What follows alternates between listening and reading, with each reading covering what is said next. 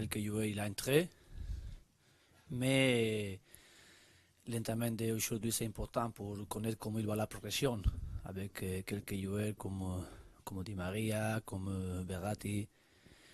Après, comme Hatem Ben Arfa, et après les autres comme Thiago Motta, il continue avec le travail avec les kinés. Il va bien la progression, mais pour les matchs de demain, je crois que c'est difficile qu'il peut jouer.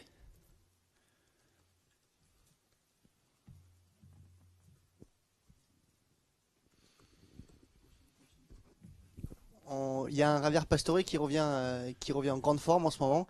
Est-ce qu'on peut imaginer un retour au 4-2-3-1 avec un Pastore en numéro 10 contre Nancy demain?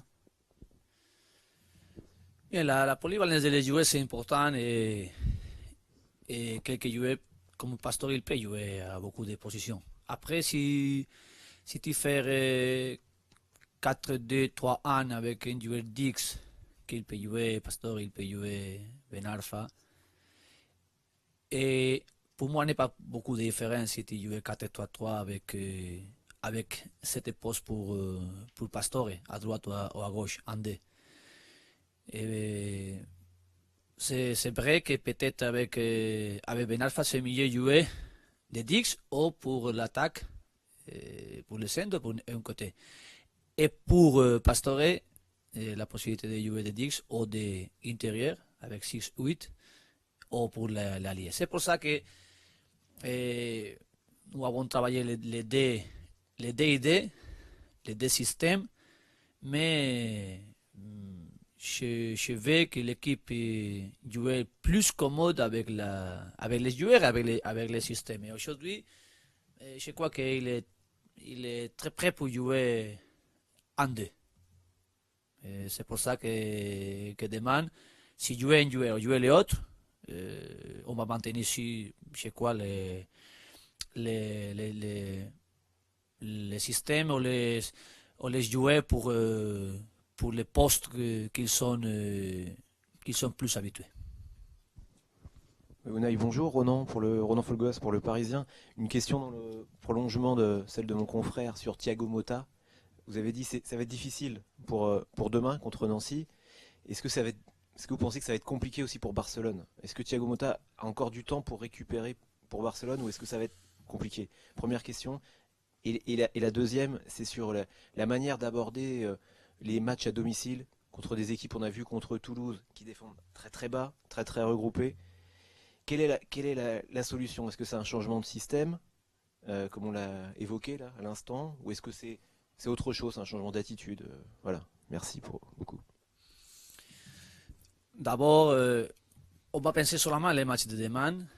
Et après, parce que la progression des joueurs, tu ne connais pas comment il va. Parce que tous les jours, ils sont importants.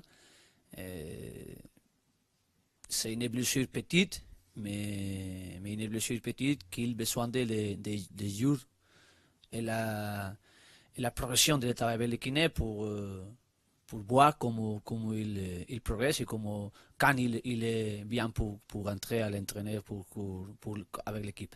C'est pour ça que Thiago Motta demain c'est difficile. Après, on va continuer les dimanches, le lundi. Et je crois que la prochaine c'est bon, le travail des joueurs est bon avec les kinés. Et j'attends qu'il commence les entraînements. Et peut-être le dimanche, peut-être le lundi. Et après, on va voir. Et après, c'est une chose claire. L'équipe, il est bien aujourd'hui. Elle est bien aujourd'hui, l'équipe. Mais nous avons besoin d'améliorer quelque chose. Et à la maison, c'est une chose claire. Les derniers matchs que nous avons joués, nous avons gagné seulement un match contre Lille, les dernières minutes. Et nous avons fait des matchs nuls contre Monaco et contre Toulouse. Ce sont matchs différents. Monaco c'est un match différent à les autres deux.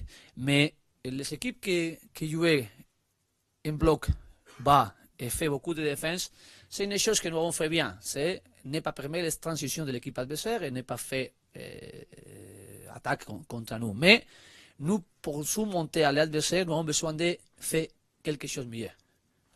Pour l'extérieur, pour l'intérieur, pour entrer à la surface avec un équilibre pour attaquer bien les petits espaces que l'équipe adversaire donnait à nous. Et c'est une opportunité de main. Je ne sais pas comment il va jouer Nancy. L'analyse que nous allons faire, c'est une équipe très combative, très combative. Il n'est pas bon moment, mais il n'est pas permis que perdre les matchs avec un jeu qui n'est pas avec les blocs dans le terrain. Il a perdu les matchs pour le résultat plus juste. C'est pour ça que demain, sûr qu'il va être un match fermé, combatif pour l'adversaire, peut-être une défense bas pour beaucoup de moments. Il a une bonne transition, que c'est important que nous allons fermer demain. Et après, avec les ballons, comme surmonter les lignes, comme surmonter les duels individuels, parce qu'ils sont une équipe qui, avec les duels individuels, ils travaillaient, ils sont plus combatifs les joueurs pour les duels individuels. Comment surmonter cette défense? Et c'est une opportunité demain. Une opportunité, c'est chez quoi? C'est à la confiance de l'équipe qu'on va continuer la progression et améliorer les choses pour surmonter les équipes qui font la défense contre nous. Pour moi, n'est pas important si c'est des défenses de 5 ou défense de 4. C'est avec beaucoup de joueurs qui sont avec un bloc bas et qui ferment beaucoup les espaces contre nous. Mais c'est avec 5 défenses ou c'est avec 4 défenses. Unai, bonjour, Arnaud et Herman, l'équipe. Deux petites questions. La première, pour rebondir un peu sur ce que vous venez de dire, quand vous avez dit il faut repiquer, c'est vers le lac, j'imagine, déborder. Qu'est-ce qui, justement, on a l'impression que ça manque peut-être un peu de mouvement au sein du PSG quand vous jouez des équipes très basses comme ça. Est-ce que c'est des choses qu'on travaille facilement? Et la deuxième petite question, c'est sur la Ligue 1, il y a beaucoup de très jeunes joueurs qui poussent, qui jouent. On l'a vu au Paris Saint-Germain, Nkunku, même Rabiot, même s'il a pas mal d'expérience. Est-ce que vous êtes surpris qu'il y ait autant de jeunes joueurs en Ligue 1 qui réussissent? Très jeunes joueurs même. Oui. La primera es la sobre cómo superarles, y la segunda los jóvenes jugadores, y luego los jugadores jóvenes.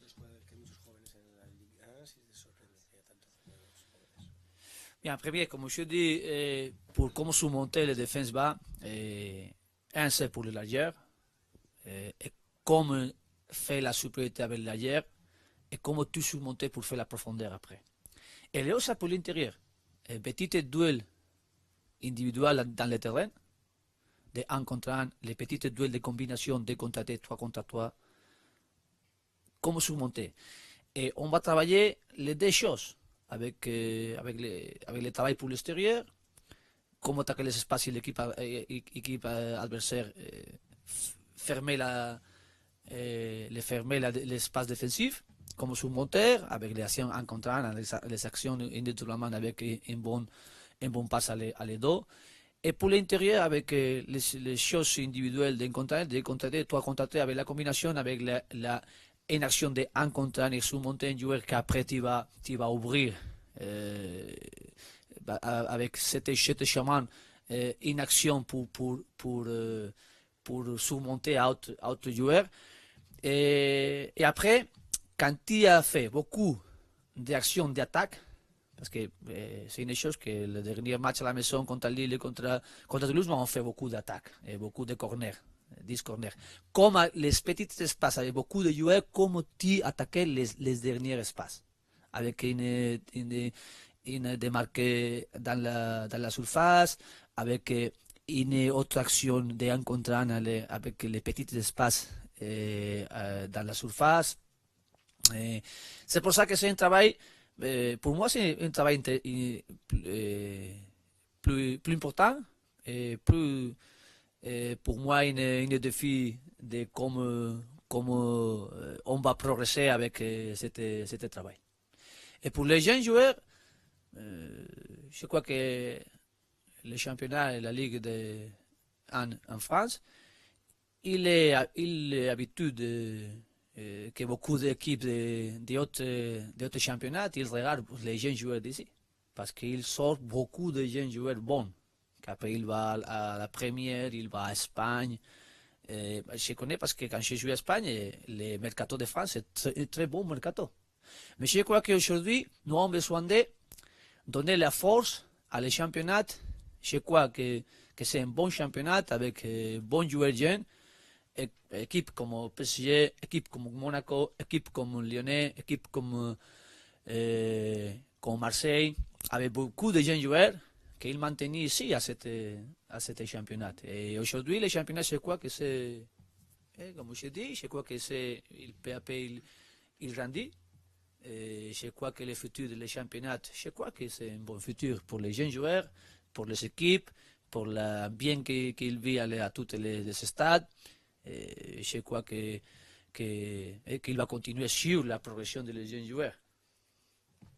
Bonjour Unai, Shahine Malik, InfoSport Plus. Est-ce que le match de demain peut être considéré comme une répétition avant le match face au Barça, ou alors vous allez plutôt faire tourner pour préserver vos joueurs cadres? Ils sont des matchs très différents. On va penser demain en comment surmonter les adversaires avec avec comment lire les matchs avant de jouer et avec les joueurs qui sont bien pour jouer. Mais seulement on va penser les matchs de demain avec une équipe à la maison qui joue avec la concentration pleine pour gagner, pour travailler 100% ce match. Et après, on va penser les prochains. Bonjour, Camille Gelpi d'RMC, BFM Télé. On a appris le départ de Luis Enrique à la fin de la saison. Est-ce que selon vous, ça peut changer les choses pour le match retour contre le Barcelone? Non. Non, je crois que n'est pas changé le pensament ou l'idée des jeux et l'idée des matchs. Bonjour Unai, Minute Kaby, PSG Community. J'avais une question par rapport à Giovanni Lo Celso. Ça fait maintenant presque 3 mois qu'il est présent. On l'a pas vu sur le terrain, pas trop. Qu'est-ce qui se passe avec lui concrètement? Est-ce que c'est un problème physique, tactique? Voilà, qu'est-ce qui se passe? Il travaille très bien. Il a besoin de la patience. Qu'il a la patience, il travaille. Et il est prêt pour, quand l'équipe demande qu'il entre, pour aider. Mais c'est une chose, l'adaptation d'un joueur qui a venu d'autres ligues, d'autres cultures différentes. Et l'adaptation, c'est important. Et encore plus quand il est pour le mercato de décembre. Pareil, un peu avec Guedes. Et la différence, c'est que Guedes, il a venu d'une équipe européenne, qu'il a joué à la Champions, qu'il a joué une Ligue compétitive, qu'il a joué une équipe importante, c'est Benfica. Et il est plus prêt pour l'adaptation, pour entrer à l'équipe et après la performance. C'est pareil, mais aussi, il a venu d'une équipe européenne. Il a l'expérience à l'équipe européenne, à la Champions, à l'équipe importante, parce qu'il a joué à l'équipe importante. Et l'adaptation, c'est plus vite. Et après, c'est le Celso, que l'adaptation, c'est plus avec le temps. Mais je suis content comme il travaille les joueurs. Après, quand les moments, c'est un moment, j'ai parlé avec lui et j'ai dit que c'est un moment difficile parce que nous avons besoin de regarder les entraînements avec lui après les matchs. Mais les matchs, nous avons besoin de gagner, c'est premier. Les joueurs qui sont, je crois, plus près pour l'adaptation, pour la performance, mais il va bien, il progresse bien et il est une chose importante pour moi, qu'il travaille avec l'humilité et il travaille avec la patience. Bonjour Unai, Vincent Gabin de la chaîne L'équipe. On a pu lire que Thiago Motta devrait prolonger dans les prochaines semaines. Êtes-vous favorable à cette prolongation?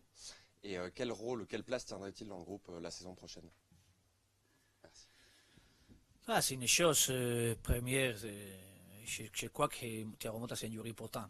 Un joueur important avec une performance pour le présent et il peut continuer cette performance pour autre année ou plus d'années parce que je crois qu'il est un joueur qui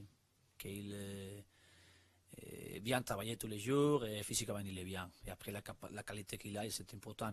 Et après, pour jouer ce poste, une équipe comme PSG n'est pas facile. C'est pour ça que je suis content. Et après, c'est une chose des joueurs ou les clubs. Mais aujourd'hui, si tu m'as demandé ou le club m'a demandé, j'ai dit que c'est un bon joueur et un joueur important.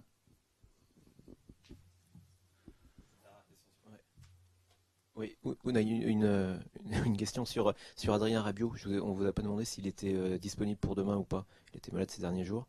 Et deuxième point, sur Luis Enrique, pareil. Est-ce que vous comprenez cette stratégie de communication? Une semaine avant un match de Ligue des Champions, voilà, un coach annonce qu'il va partir. Est-ce que vous comprenez ça? Je respecte. Simplement respecte. Il y a beaucoup de chemins pour chercher les décisions et pour dire. Je respecte beaucoup. Et après pour Rabiot, j'ai oublié, il a été malade. Il est bien aujourd'hui, mais il a perdu quelque chose physique avec les 3 jours qu'il a été avec la température. Il n'est pas entraîné hier, aujourd'hui il va venir, mais comme il va aujourd'hui l'entraînement, comme il est, c'est très important pour les matchs de demain. Merci. Bien, merci. Au revoir.